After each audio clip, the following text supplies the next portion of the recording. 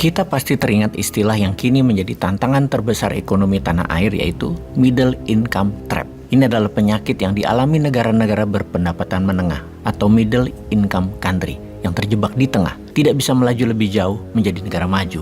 Kebanyakan hal ini terjadi karena lemahnya diplomasi luar negeri dan lupa kekuatan dalam negeri, sehingga dimainkan oleh hegemoni Barat Amerika CS dan hegemoni Timur, yaitu Tiongkok. Tantangan bagi kita sekarang adalah bagaimana Indonesia bisa terus melaju untuk menjadi negara kaya atau high income countries dalam waktu yang cepat, bukan stuck in the middle.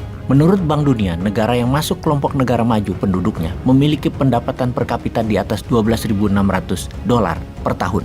Kita saat ini baru $4.300 per kapita di tahun 2022, dan di tahun 2014 hanya $3.500 atau naik dalam 8 tahun 22% atau 2,7% per tahunnya tumbuhnya, kalah dengan kenaikan inflasi setiap tahunnya yang sekitar 3%-an. Hampir dikatakan 8 tahun ini Indonesia tidak tumbuh sesungguhnya. Pertanyaannya, bagaimana kita bisa menjadi negara maju? Dari sisi produksi, ini sangat tergantung pada kemampuan bangsa ini menghasilkan barang-barang bernilai tambah yang tinggi. Nah, dalam membangun produk-produk bernilai tambah tinggi inilah brand atau branding menjadi sangat strategis. Bahkan berani Bosman katakan daya survival kita di kancah pasar global ditentukan oleh brand dan branding negara Indonesia. Kenapa brand bisa menciptakan nilai tambah tinggi? Untuk menjelaskannya kita ambil contoh yang gampang. Kopi aja. Kopi yang tak bernilai tambah mungkin dijajakan di warung-warung kopi perempatan gang dengan harga Rp3.000 satu cangkir. Tapi sebaliknya, kopi yang dilabeli tulisan Starbucks dijual di mal-mal pusat kota, harganya lebih dari Rp50.000 secangkir. Apa yang bedakan secangkir kopi di ujung gang dengan kopi Starbucks di mall? Bedanya ada di brand dan branding. Kenapa Starbucks bisa laku demikian mahal? Sampai puluhan kali dari harga kopi biasa, karena Starbucks memiliki apa yang disebut ekuitas merek atau brand equity. Ekuitas merek ini bukannya terbentuk dengan sendirinya, tapi diperjuangkan habis-habisan melalui aktivitas yang disebut brand building. Itulah sesungguhnya kalau hal ini kita bawa ke ranah kenegaraan, Indonesia belum memiliki brand equity yang jelas. Kembali ke bisnis, melalui brand building, Starbucks menambah seabrek manfaat, yaitu value dan benefit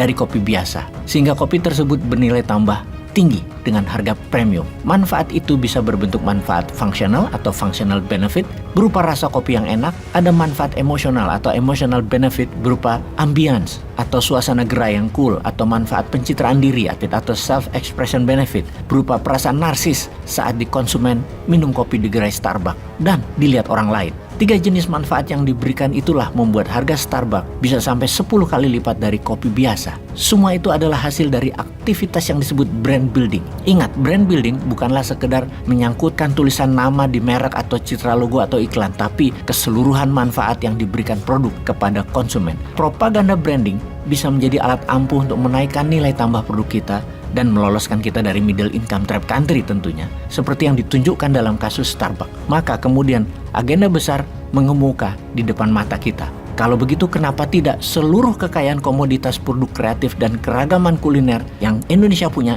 di branding kayak Starbucks? Departemen apa di pemerintah yang mengurusi branding ini? Menteri Penerangan kah? Menteri Propaganda kah? Kayaknya hanya Kabinet New Mind Indonesia akan mempunyai strategi agar merek Indonesia bisa seperti Amerika membranding negaranya, di mana di setiap film Hollywood harus ada bendera red, white, and blue. Kalau berantem, Amerika harus menang. Heroik. Dan ini semua by design untuk propaganda.